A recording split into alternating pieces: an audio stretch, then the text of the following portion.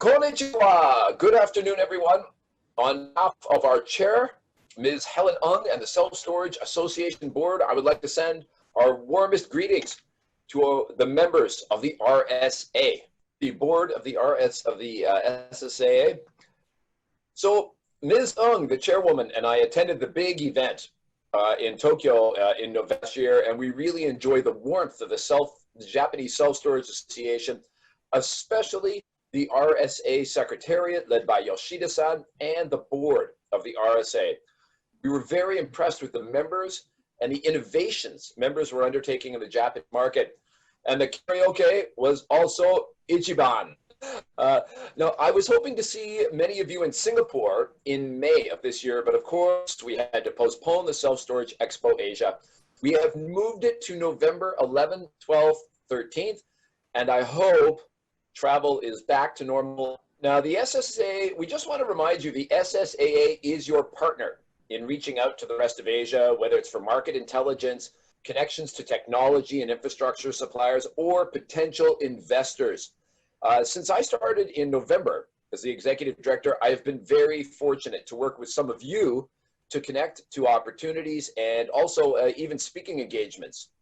And I just want to say, don't be shy to send us an email in Japanese if you want our help. We are becoming very good at using Google Translate, and it works very well most of the time.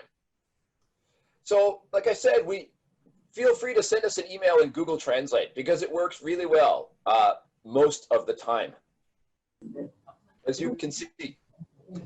So, how do I know about using Google Translate? Because we communicate at least weekly and often more frequently with Yoshida-san. I cannot say enough how grateful we are for his efforts. He has been a source of wisdom and advice for me, and it is an inspiration to his efforts he puts in for the industry. And if I ever need to wait to hear from him, I can visit his Instagram account. Yes, so whenever I'm waiting to hear from Yoshida-san, I go and visit his Instagram account. And it is very calming, all this fantastic nature photography. So, domo arigato, Yoshida-san. Looking at business across Asia, it's been a very, very unusual year for everyone. Since I first became involved in the industry, helping to found the Self-Storage Association in 2014, I have continuously heard that storage is a recession-proof business. This year, we tested that thesis. So COVID lockdowns across Asia took many forms, and they also came at different times. Now, I'm only going to speak about the country that we have active members in, but it has been quite a range. China was, of course, the first to go into lockdown, and for a long time, it was the strictest lockdown. We have board members who are in major cities like Beijing, Shanghai, Guangzhou, and Shenzhen.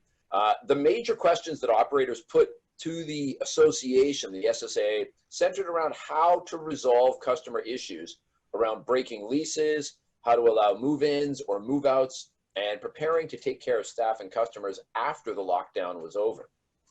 So similar lockdowns much later were enacted in Singapore, Malaysia, the Philippines, and India. However, Hong Kong, which still has had fewer than 1,200 cases, has only had changing restrictions and not really a lockdown. Like in our office, the SSAA office, we worked from home for about 2 weeks, and then we were back in action. To be honest, I mostly worked out of a private club on a patio for that time as my apartment with 2 teenage daughters, and my entrepreneur wife was too small to hold us all studying and working. My wife just worked out of her office and her staff worked from home. So each country's situation was and is still unique. The Singaporeans were the least concerns and had the lightest lockdown until a breakout in migrant workers' quarters. Then they had one of the strictest lockdowns. The self-storage operators there are mostly larger operators with strong HR and sales departments to manage staff and clients remotely. They also already have a high degree of technology, so management was not impossible. The nature of Singaporeans is that they could be the most stressed out to make sure they were doing the right thing. And even now, they are just lifting restrictions in phases. Now, Malaysia is an interesting market, as almost no one there has been in business more than a few years, and I don't think anyone has been through a downturn.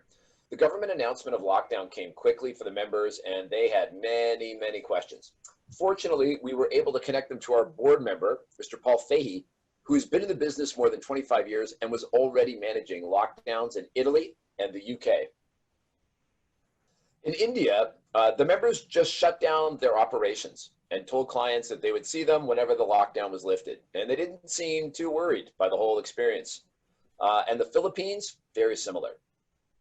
In all cases, members had a series of concerns, and the SSAA were kept busy trying to address those concerns and to help them along.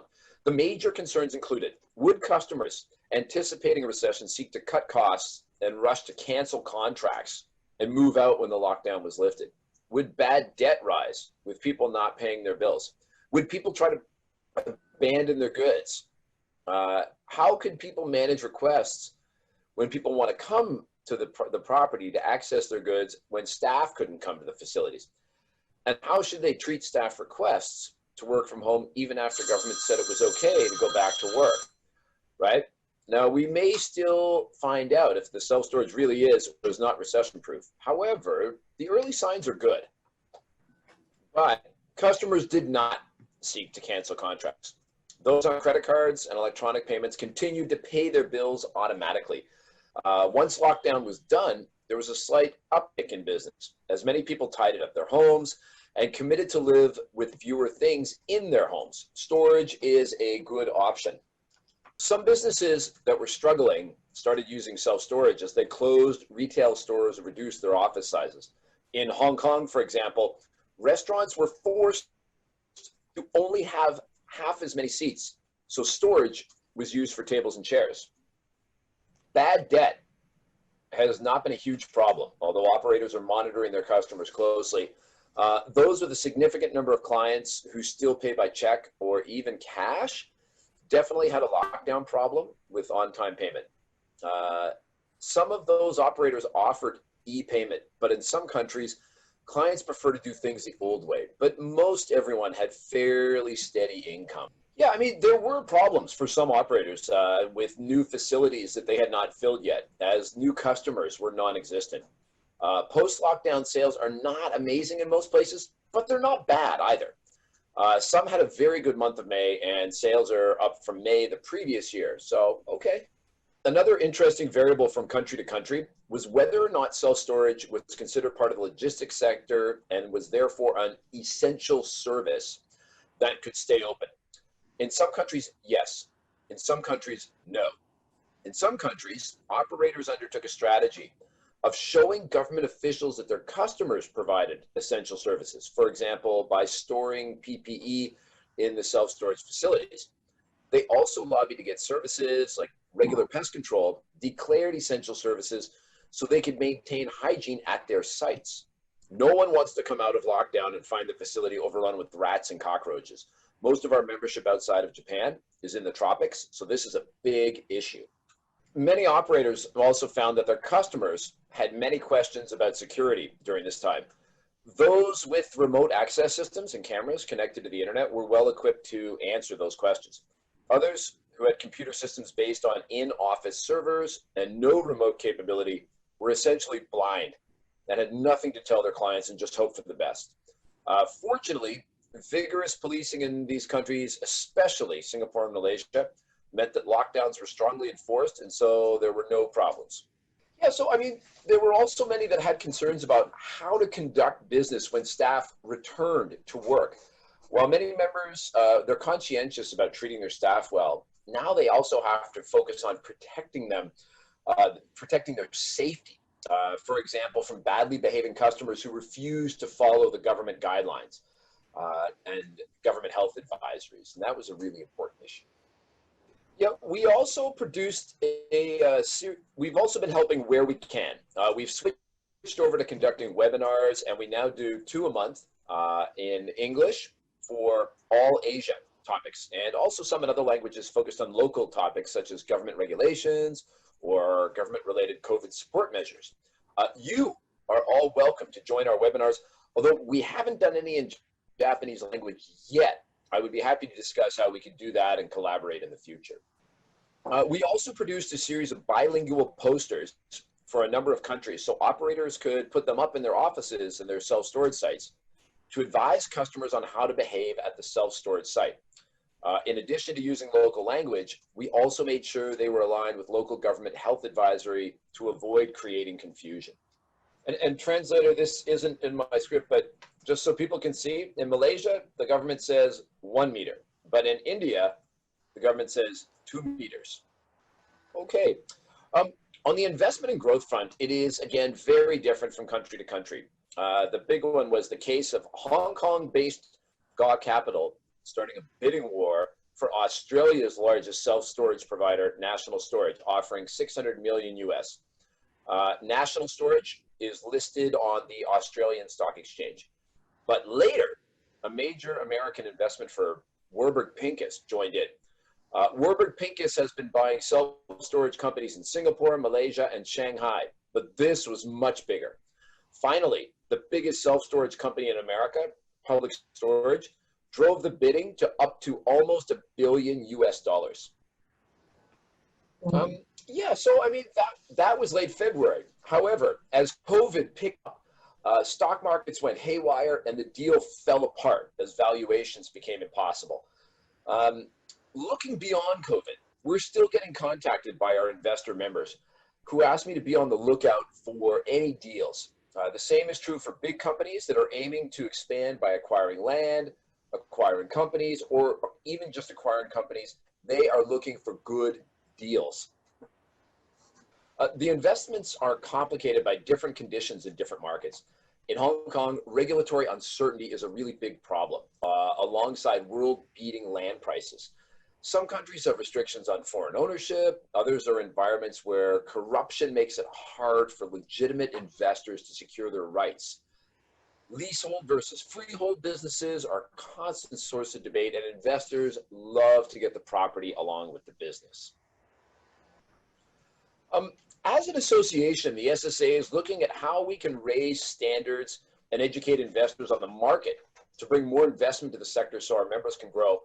We are working on creating and promoting a set of standards, almost like a gold medal standard, that can provide important signals to investors about the stability, operational quality, and regulatory compliance with local regulations of self-storage businesses.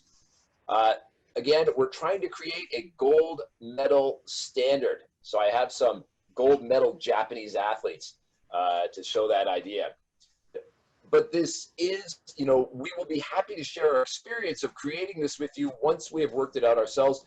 But it's a little bit experimental. So please give us some time to figure it out. In our community of operators, suppliers, and investors, many are they're still very optimistic about the future. Malaysian and Thai operators have plans to expand and are very open to capital and expertise from abroad. Many Indian cities have no self-storage at all. And so operators in that country are trying to find land to expand, although they mostly seem to think they can do it with their own capital. Someone with the courage to go in and go big could establish a national brand, but they would have to navigate India's famously complex bureaucracy. Hong Kong has many small mom and pop operators who are very challenged right now, but larger companies are seeking to acquire these types of businesses, so they may have a happy ending. So far, it seems in Asia, self-storage is somewhat recession-proof. It is at least vastly outperforming other real estate sectors like hotels, retail, and many, many more. Investors have noticed, and they are keeping our office very busy. We are launching a new series of investment-focused webinars next week with speakers from America and Japan who are looking at the evolution of investment in those markets. And yes, I did say that we are going to be having a speaker from Japan as part of our presentation next week. And you can see there, one of our guys is going to be Dan Murasaku from Ichigo. He is not only a master distributor of fruit prizes, but he is sought after for his insights, and we are honored to have him speaking at our webinar next week. We know that our members in Asia and some in America are very interested in investing in Japan, and they will definitely want to hear what he has to say. So that is a bit of a story about what is happening in the operation of business and the investment climate across the rest of Asia, outside of Japan and in self-storage. I'd be happy to take any questions if we have time, but I know that you have a lot of important business to conduct for your AGM. So I might have to finish by wishing you the best of the Japanese self-storage industry, all the best health, and hopefully a less stressful year for the rest of 2020. I'd like to have a huge domo arigato gozaimasu to Yoshida-san and to the board of the RSA. We value our partnership with the RSA and consider all of you that are there at the AGM as full members of the SSAA, and we stand by ready to help you whenever we can. So domo arigato, and thank you for the opportunity to speak to you today. Okay. Thank you. 長いことを祈りたいと思います。そして吉田専務とあとRSAの理事会の皆様には本日お招きいただき、本当にありがたいと思っています。